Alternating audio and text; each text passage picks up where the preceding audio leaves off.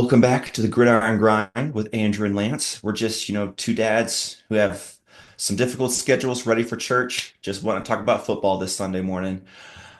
I think we're going to touch on our teams. We'll dive into round by round teams picks, things of that nature. We'll dive into some deep dives with that. But we want to start with our teams because we love our teams.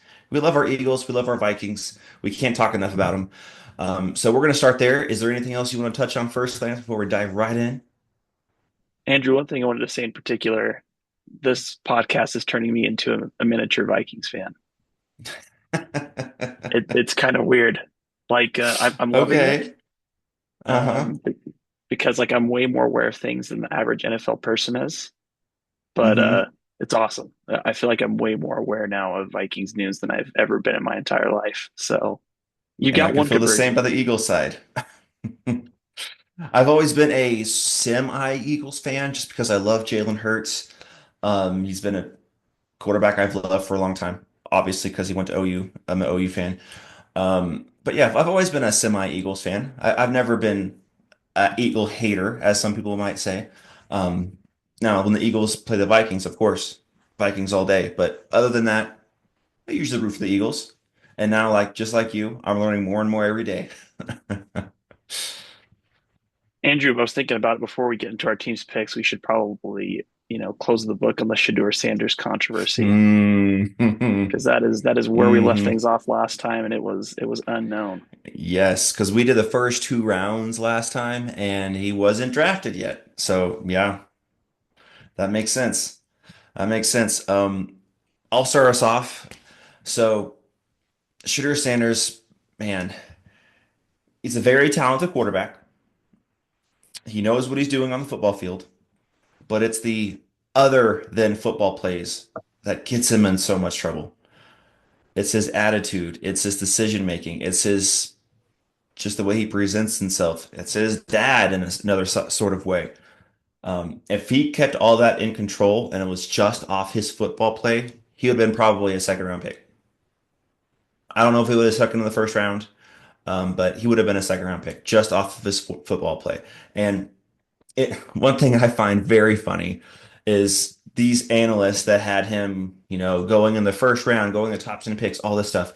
Um, they kept like just pounding the table. Why is he sliding? Why is he sliding?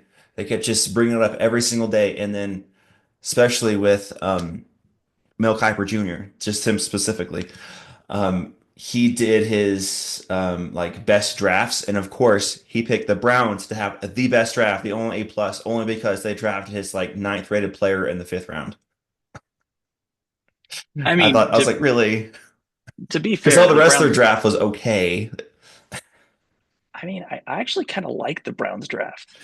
It was okay. It's strange to draft two highly rated quarterbacks.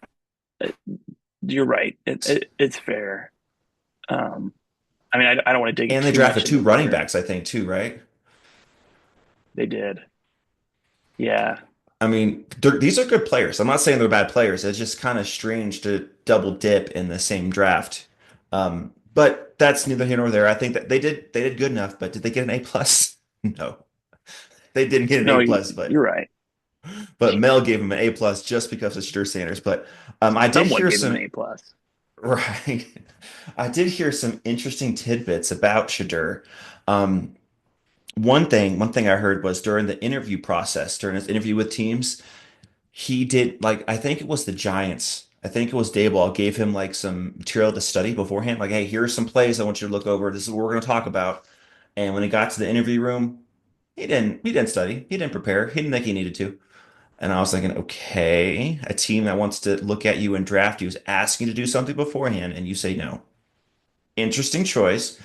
And another thing I heard was during a different interview room, he got like a phone call, like a video call on his phone during the interview process, and he said, "Hold on, I gotta take this." And he was just chit-chatting with a friend of his during the interview with a different team.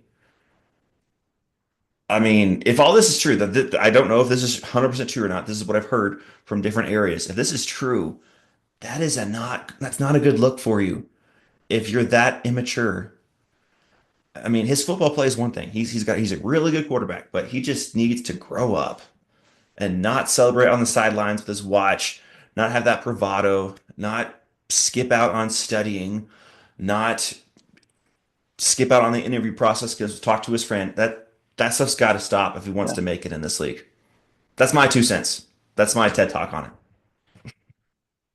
Yeah, I mean, I think that the reality is that I think people can get obsessed over a name, right? Hmm. So I'll give an example, and this is on a small scale, but I think it applies somewhat. Jeremiah Trotter Jr. came out last Mm-hmm. year. He's the son of the Eagles' great linebacker, Jeremiah Right. Trotter. And Eagles fans were losing their mind as he's dropping from round to round because I think he's predicted to be a late second round pick in some people's draft, Hmm. which is not what happened. I think he became a fifth round pick. But as he kept dropping in the draft, people from the Eagles Nation were like, "What's he doing? Why is Howie not taking? What's going on? Like, why isn't And so it was like a small scale meltdown. But then what happens? The Eagles end up taking him, but it's like 3 rounds later. Mm. And you got to trust your board. You have to trust your board the way it Yep. falls as an owner, a GM. And so as Shedeur's dropping, sure, you can feel bad for the person. I'm Hmm. sorry that you're in this position, but it's also not my job to get you out of the hole that you made yourself. Like, Right. I think that that's the hard part is that Mel's looking in his mind. He's like, why is no one coming through and bringing this guy into their team? Like, why would you not want that? Hmm. Well, if you have a checklist that you go through with someone that you want to hire, it doesn't matter if they get through all 80 steps of being able to show they can do the job. If the last 20, where it comes to character, accountability, and leadership, they're not showing those attributes, you don't want that. Well, I mean, think about it Nope. this way. Especially the If quarterback position. if a kicker struggles with being a leader and accountability, That's different. you could take that risk, right? Yeah, it's Because the different. kicker is only Hmm. involved 5% of the game. And it's important. It's an important 5%, but Yep. no eyes are all on them the entire time. And you're not leading your team. You're just out there for one specific job. The quarterback is the leader of the team. Yeah, I'm with you. So, I mean, it's just kind of funny because the part two I remember falling was like Quinn Ewers from Texas was falling Texas. quite a bit too. And Hmm. there wasn't much coverage on him. Like Nope. it's hard, right? Because I think that people kind of get trapped in this political snare of like, oh, it's Hmm. political motivation, right? And it's like, no, it can be more complicated than that. And, Hmm. I think that the lesson I've learned in life is that when we tend to make things more simple, the reality is it's more complicated, like any scenario. And Interesting thought process. Yeah, yeah, I hear you. and so it's just tough because like let me give you another example is so the Shedeur Sanders pick happened, goes to the Browns. We both agree it's a head scratcher. It could Hmm. work out in how we thought that RG3 Kirk Cousins style, maybe Shedeur comes through. Who knows? I'm It's not banking on possible. it, but it's Not a lot of possible. competition in that quarterback room. There's bodies in that quarterback room, but not like a lot of talent there. But yeah, continue. Yeah. But the part I was going to mention is that there was the prank call that happened that a lot of people Yes. covered, and it was a big Yes. deal. The part that I just wanted to come back to, it's more complicated, is it came out that it was the defensive coordinator's son, Ulbrich, of the Atlanta Falcons. Falcons, Hmm. and he got fined by the NFL. And people were like, "I don't understand. It's not his fault. Like, why didn't he?" Gotta Well, take think about it. responsibility. Well, but the comment I saw that made a lot of sense was, what if someone saw their medical record? What if they saw sensitive family Hmm. information that was given to the Hmm. defensive coordinators, offensive coordinators beforehand? Let's say this: Dak Prescott, right? His brother committed suicide. What if his brother committed suicide before the draft and something happened mentally, right? Like he was coming Hmm. a little unglued. They didn't know if he was going to be able to mentally stay in there after his brother's loss. What if that was in the profile, right? Like, what if something like Yeah. that was not well known? What if they had a drug overdose incident, but like it's not something they wanted the public to know? Like, I'm not saying that would happen, Right. but like this idea that it's only the son's fault is silly to me because, Hmm. you know, It was on anybody the that's been a dad's part, iPad. The dad was in, I mean, he had the responsibility of that sensitive information and he just had yeah, it open there on the counter, wherever it was, just so it's, yeah, it's his fault and he needs to get in control of his son and punish his son himself. So, yeah, I'm with you. yeah. I just think it's unfair to make it simple, right? Like, oh, it's Right. just a number. No, no, it's No, not just a number. no. And, And you saw you what know, happened with that, just a number. well, I mean, like the part I get trained about it at multiple jobs, right? I've been in multiple different jobs now, and everyone's always said, lock your screen before you leave. Don't let anyone use Hmm. your computer. Like these Right. are rules that everybody follows, regardless of Everywhere. whatever Hmm. white collar sector you're in, which defensive coordinator is a semi white collar job. You get up, you dress up for interviews, you go through the Hmm. process, you got to be formal. So it's just crazy to me. Like on the Sanders side, Ulbrich side, we want to make it more simple. We want to dumb it down. Well, it's because he's black. Well, he's just a defensive coordinator. It's just an iPad. Yeah, No, take accountability from both ends. Sanders, you absolutely. fell in the draft because you clearly exhibited things that made teams nervous about you. And Hmm. it's no one's fault but your own. Or, like people will get upset when I use this comparison. It's not the same thing. But when Michael Vick was picked up by the Eagles, he played like this was the last opportunity of his life Mm. and that It his kind of was. life depended on it. I mean, that's how he approached it, right? Right. Like if you're Sanders, I'm not saying it's the same, but that's the approach you need. This is my I last agree. opportunity. I have to show out. It's up to me. Doesn't matter if all the cards are stacked against me. I think it Hmm. was Reese Davis that said that to Mel Kiper in one of the segments, where he was finally like, Hmm. listen, you're selling this narrative that's clearly not in agreement with you. Who cares about the analytics and the antics? This is the situation he has. He's got to Yeah. put up or shut up. That's all that's left. So, Hmm. yeah. Absolutely. And if he does step up to the plate, he's just going to be like a second or third string quarterback his whole career when he had the opportunity to lead a team. He's got that kind of talent. He could lead a team if his talent is refined and if he can grow up and mature a little bit. He could lead a team. He could be a starting quarterback. I'm not saying he's not going to be like a top five guy. That's probably a little crazy, but he could be a starting caliber quarterback in this league if he grows up a little. And that's a big Well, if, unfortunately. and the part that I get frustrated about the racial argument is that, the Eagles drafted Jalen Hurts in the second round, Hmm. and everyone was like, what are you doing? Like, this is the worst pick that you could make. What are you doing for your Yep. team? So someone, if they were impressed by his intangibles the way that people were impressed by Jalen Hurts, because the Eagles, Hmm. like the reality is the Eagles took Jalen Hurts where they did because they knew there was other teams that wanted Jalen Hurts. I think the New England Hmm. Patriots were rumored as one of those teams. So the interest would have been there. You just have to show up, Yep. man. It doesn't matter how good you look 80% of the Hmm. time, that 20% when you're in the interviews, when you're in the room, you got to show up. Matters. Yep. Yeah. And the last thing I'll put on I'll touch on this is it was kind of clear that the coaching staff and the GM did not want to draft Shedeur Sanders. If you looked at their draft room whenever they're picking him, they were both like this.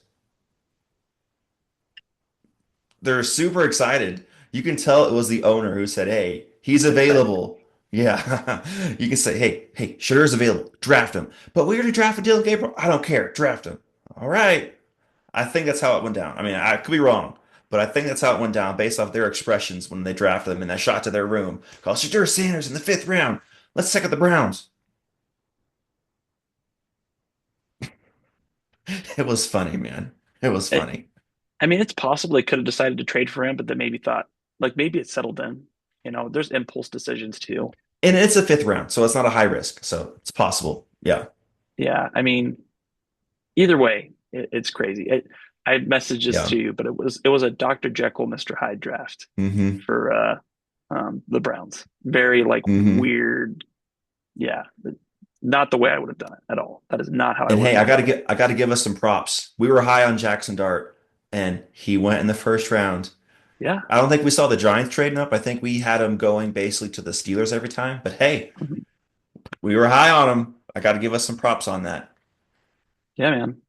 Well, it's you got to look past the stories and narratives. That's not how the Hmm. NFL always looks at it. And Yeah, yeah, it's all about with the quarterback position specifically. You got to have talent, obviously, but very close second is your attitude and personality because you are leading a team. You could be a wide receiver or an edge rusher or a running back, and your attitude's not great.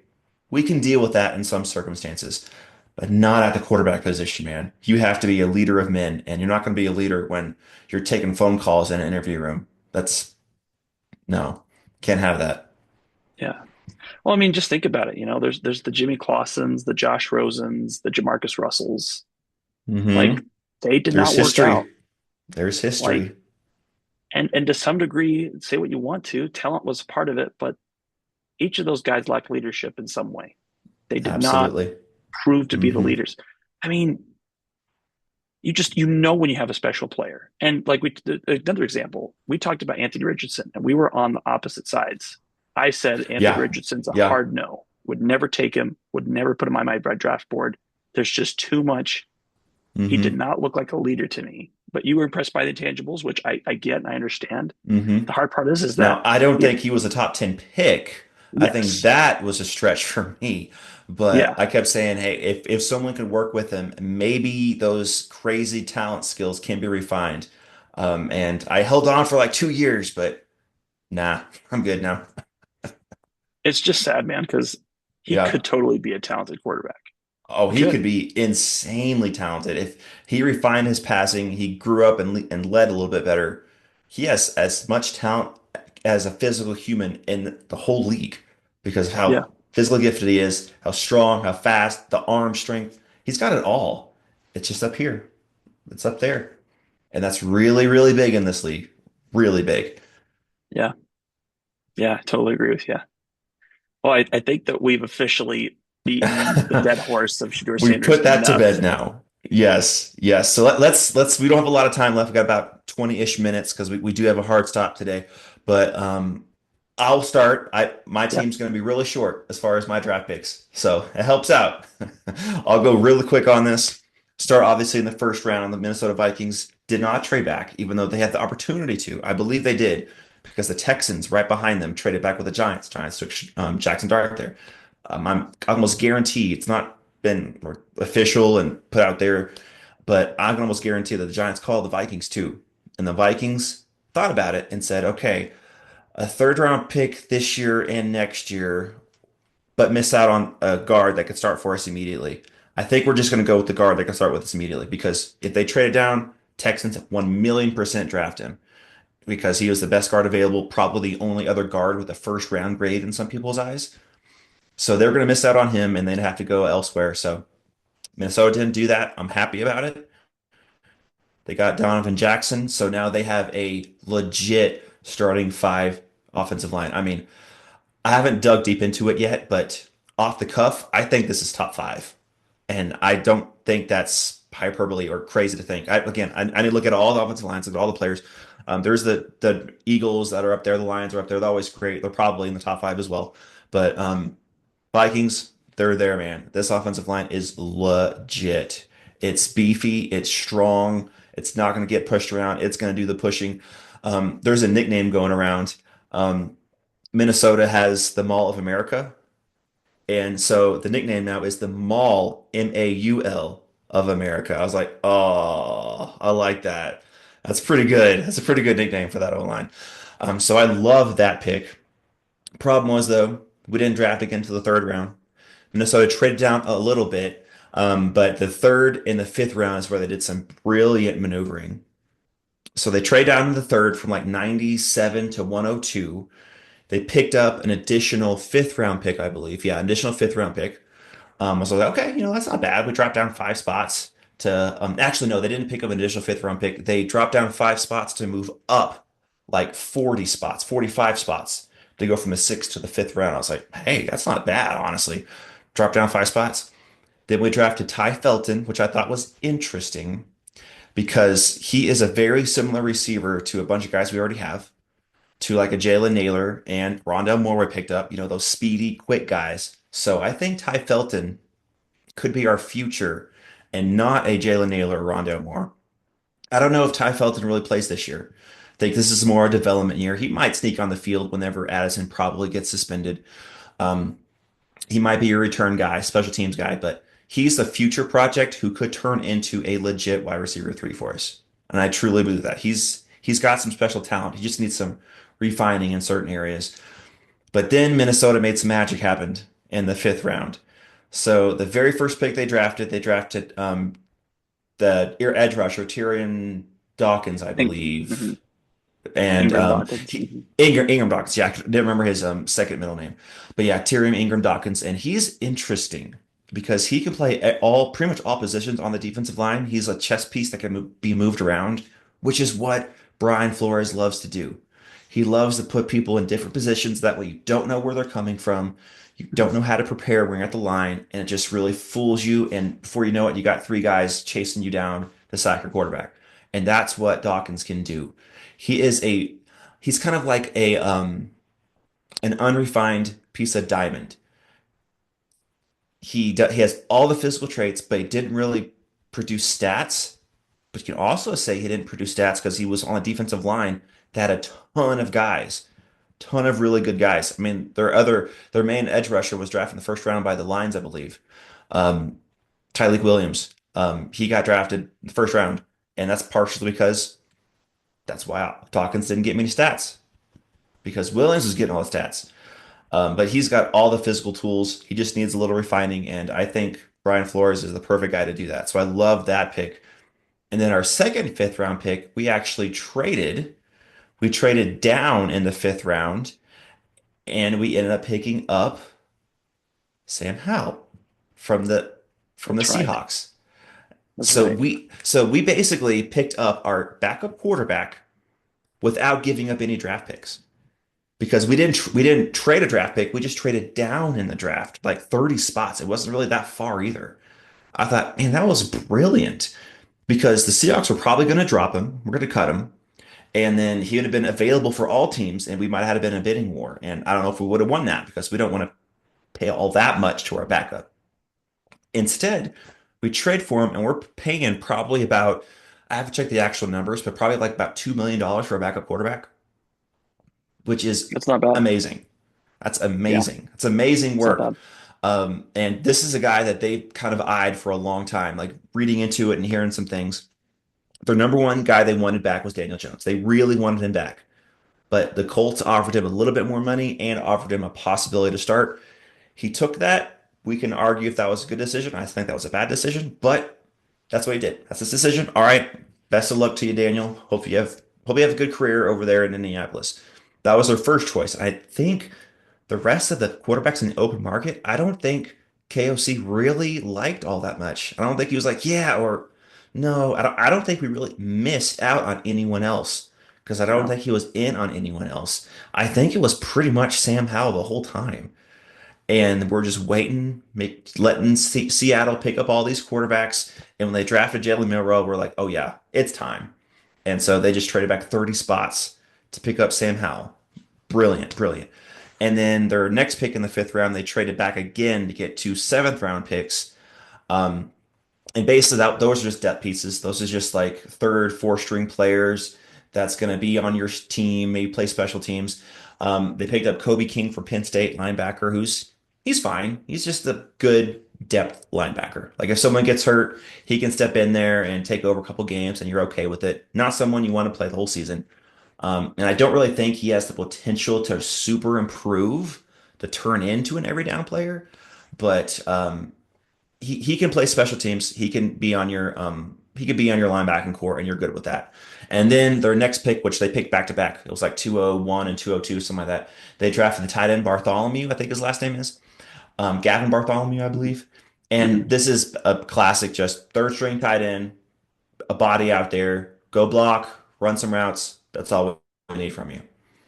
Now, the UDFA class we'll do later. That was some interesting names Minnesota picked up in UDFAs. I really liked it. But as far as the draft goes, I loved our first, third, and fifth round pick. And then the trade back to get Sam Howell and not give up any capital. That was brilliant. Um, Overall, I really liked it. I think we just picked up some pieces we needed and some depth. And I honestly don't know if there's a legit hole on the team as long as everything's healthy. No, nothing's perfect.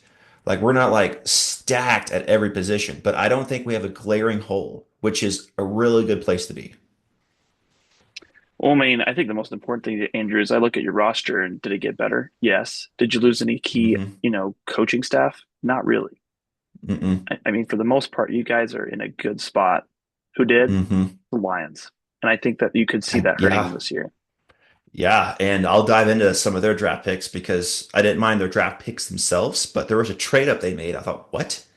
They gave up like two third round picks next year to go get a receiver that no one really liked. I was like, interesting, but we'll get into that later. Later episode. Yeah. There's some interesting choices. I'm glad you brought the trades thing because the first thing I want to say is anytime that you trade for a player and you give up one pick and they give a pick back, you automatically win the trade. That's the rule I put in my book, Absolutely. unless the disparity is Absolutely. wide. If it's Right. only a Like it's a round first round difference, and a sixth round, something like that. Yeah. yeah. But because the Vikings got a pick back that was like one round less, you win the trade. Hmm. Like that's an automatic Yep. win. So you knew that the Seattle Seahawks were in dumping territory. And it was the same round too. It was top of the Yeah. fifth round, trading down to bottom of the fifth round. I was like, wow, it's the fifth round. That was crazy dealing by Quasey. I love the move. Well, people are really low on Sam Howell, but I like him. I've I always really liked agree. him. I agree. I mean, he played for a Washington team that year, not last. Last year, Oh, Washington was never mind. great. He played for a Washington team that was horrible. They had nothing on that team, and he had I think he threw the most passes in the whole league that year, and he got sacked the most, threw the most interceptions. But it was a bad team. He had a bad rep because of the bad team. Reminds me a lot of a different Sam that we picked up last year. It's interesting. I like the move, man. I think it's really smart by the Vikings. Hmm. So I think it's Hmm. really, really solid. Um, the other part I was going to mention too is I was really frustrated watching the Eagles all through this draft because I wanted them to make a trade and they did not. But Well, they traded, but not the trade you wanted. no, I mean we still got Jihad Campbell, which that That was an was a amazing. great pickup. That's a classic Eagles move. Just wait everybody out and you pick up a player that was projected in some areas as a top 10 talent.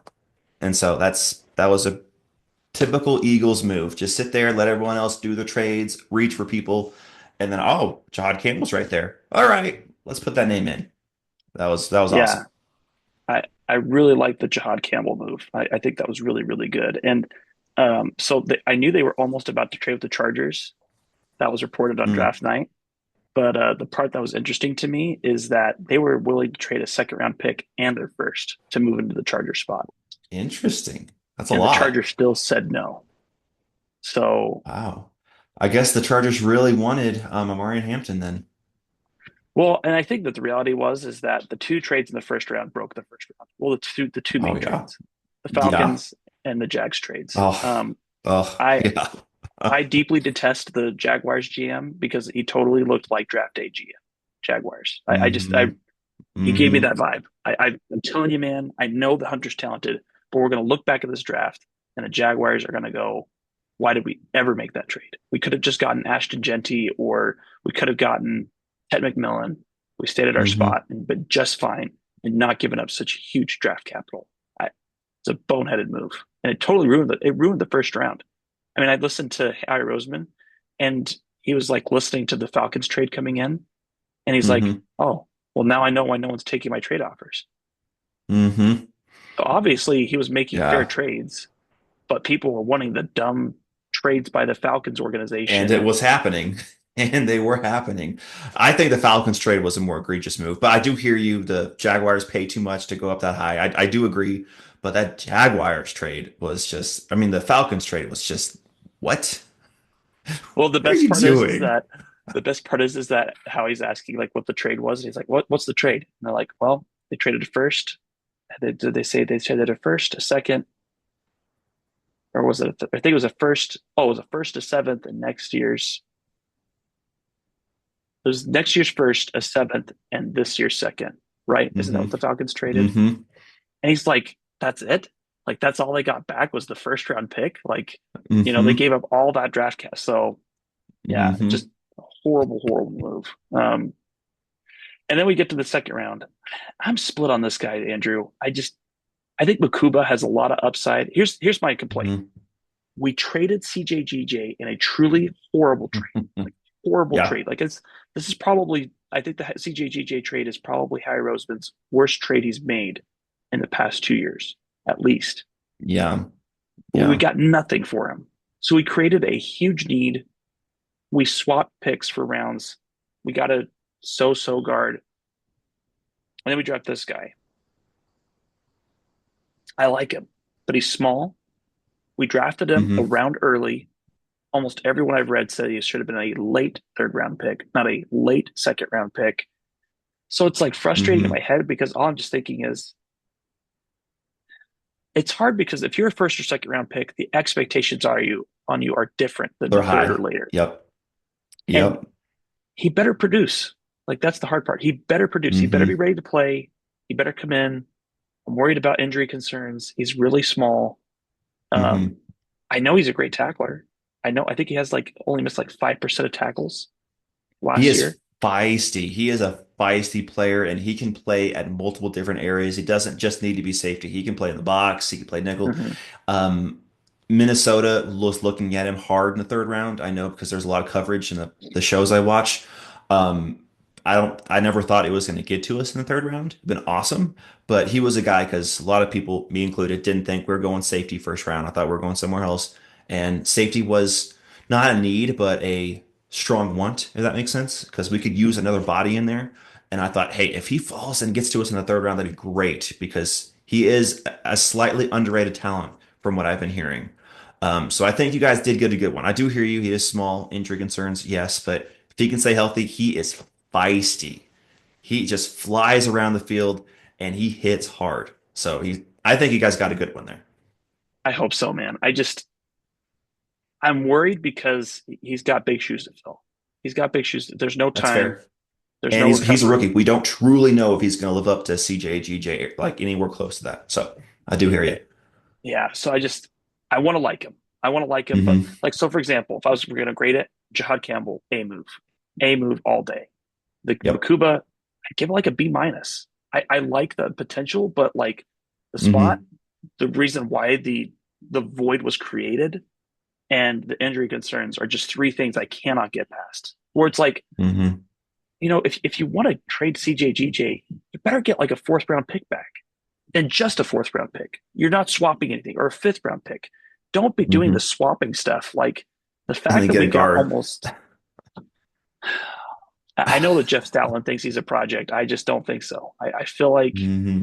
Mekhi Becton was on a very different trajectory. Like it was a very different Right. situation. You picked him up for free, basically. You only paid him. That's it. There was nothing else you lost Hmm. in the process. So there was nothing but upside. Green has nothing but downside. I mean, like one of the best moments that I remember was CJGJ trading Green to the Eagles and him to the Texans, and the In Texans Madden. said, or the Eagles said no. They said no, we're not going to do that. And it's like if I'm High Oh, Roseman, I'm that was just gritting my hilarious. teeth. I'm gritting my teeth at that whole moment. Like Hmm. it's tough, man. And I know that they saved cash by getting rid of CJGJ, but they didn't save cap. And I feel like that's my only concern as a fan. I only care about the Yeah. cap. If you've guaranteed the cash, how Jeffrey Lurie already sold some of the team. He could afford that contract. Like I hate this narrative. Well, we got to save money. You're telling me one guy we could have just saved enough money for 1 year? Hmm. Yeah. Anyway, the pick that I loved was Ty Robinson. That was Yes. hands Yes. I was down. really hoping he was going to fall a little bit, but yeah, that was a great pick. Great defensive line depth. He could almost fill straight into the shoes of Mills and Williams. Do you know He's what his that. nickname is? No, I don't. His nickname is Vanilla Gorilla. That's awesome. But That's but awesome. sorry. Yes, I do agree with what you're saying there. That he could be a Milton Yeah, Williams potential. Totally agree. basically. Yeah, he's Yeah. got that kind of potential talent. Man, I thought he was more of a fourth-ish round draft guy. That's why I was hoping, is he going to fall to Minnesota? Because we could use a little D-line depth as well. And you guys picked up two of the guys I really want. It's like, come on. Yeah. I mean, and so I thought great value in Robinson. Mac Yep. McWilliams, great value. Like I think that that's where they picked him was not too aggressive. It was not too early. Hmm. Um, Interesting enough is they were expected to pick Shedeur Sanders in that spot, but the Hmm. Browns came through. I don't know. They came through. And I was kind of torn. I wouldn't have mind Sanders being with the Eagles because he was drafted late enough that the humiliation had already set in. He's not coming in Yeah. to stroke the locker room. But I feel like Hmm. this is a higher upside pick for the Eagles, right? The Hmm. potential for Sanders with us is limited. McWilliams, I think, could actually come in, do some good Yeah. things. Oh, the pick that I so the two I really like the most out of this draft: Ty Robinson and Smile Mondon Jr. Mm. from Georgia, which is interesting. So Smile, do you know how he got his name? Mm-mm. So his name was, I think, Ismail, but Okay. when he came to the United States, they wrote down his name wrong and thought it was Smile. And he just stuck with it. He never changed There it. you go. There you go. So yeah, awesome way to spell the name. So I Yeah, like that a yeah, lot. yeah. Um, let's see here. Oh, but the Drew Kendall pick, I think has I like him as a backup. I think he fills a really good role for the team. Hmm. Um, Hmm. so Kyle McCord, I think that's just kind of like our another Tanner McKee throw our dart at Yeah, the just another wall. body in the room kind of a thing. Yeah, The part that's been weird for me is like the Eagles just traded back so much this draft. they I mean, did. just They again and did. again and again How and many again. fifth, sixth, and seventh round picks do you guys have next year? Like 20? I think we have 20 altogether. That's Let's look at how many draft crazy. picks. Yeah.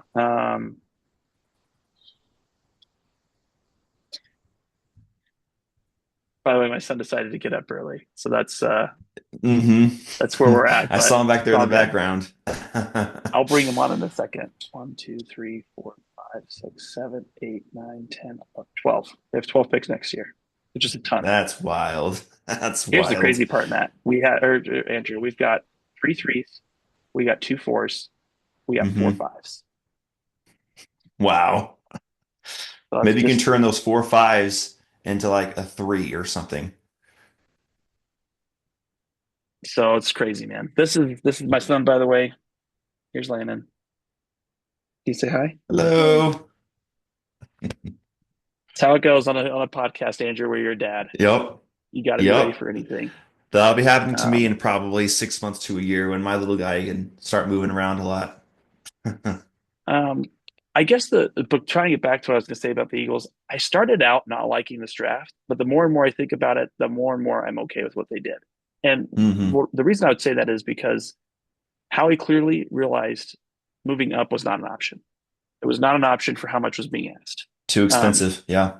well, I Yeah. mean, once I realized that it was a first and a second, and they still said no, I mean, that changed everything for me to be like, Hmm. okay, he really did I try wonder, everything. I wonder who you guys are going after at that Chargers pick. Do you know? It was Campbell, so it worked out.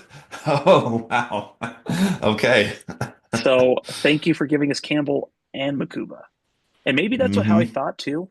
That's why context matters, and that's why it's always more complicated, Right. right? Maybe Howie Oh, thought, for sure. hey, I wasn't going to have this pick anyway. Let's just go ahead and get Makuba because we like this guy. We wouldn't have Yep. had this pick if Yeah, we and had don't picked don't Campbell. risk him falling or getting drafted before you pick again. So yeah, basically it's a Yeah, free pick. yeah. So uh, I put mine at the B plus territory. I, Hmm. I want to. If we revisit this in a year from now, I feel like Makuba could be a good pick. I'm just worried. I'm worried about Yeah. those tangibles. I mean, because the other part too is you have to keep in mind is Makuba will be compared to CJGJ, and if CJGJ balls out and he Hmm. doesn't, he will have to fight that narrative of why did we Hmm. trade this guy? We didn't have to get rid of him. So, Yeah. but I'd say it's like B plus territory for now, but it can grow. It can get better. Yeah. Yeah. Yeah. And for my side, since we didn't have that many picks, I don't think I can go higher than a B. A solid Hmm. B. Couple good picks, couple just depth pieces. The biggest thing was getting our O-line fixed and then getting our backup quarterback for basically free. Those are brilliant. So I would say overall it was a B. I mean, you can't get any higher than that because you only had five players you drafted. And probably only two of them are going to play. Well, actually, probably just one of them is really going to play in our first round pick. So, but we got our depth pieces fixed. We got our O line set. So I'd give ours a B. Well, hey, I think you guys got good potential. I like the Donovan Jackson pick. I think that it has a chance to Yeah. work out really well. So Yeah, and yeah, sneakily, he can play left tackle and Darasol if he has to miss a game or two coming off that injury, which we'll see. He's tracking well. He might make it in time to start the season. But if he doesn't, and he has to miss the first game for whatever reason, Donovan Jackson could go right out there to left tackle. We can put Brake Bandel right where he was at left guard, and we're good with that for a game or two. yeah, yeah. Well, I have to head to my meeting, Andrew, but Okay. this has been a fun Yeah. chat. Really enjoyed Yeah, this. This was good to absolutely. break down. Yep. Yep. We'll dive deeper into the first, second rounds, all these picks later. Mhm. But thank you guys for joining us. Be sure to like, subscribe, comment, share, all that good stuff. Let's grow this channel, and we will see you guys next time. We'll see you guys soon. Have a great rest of your Sunday.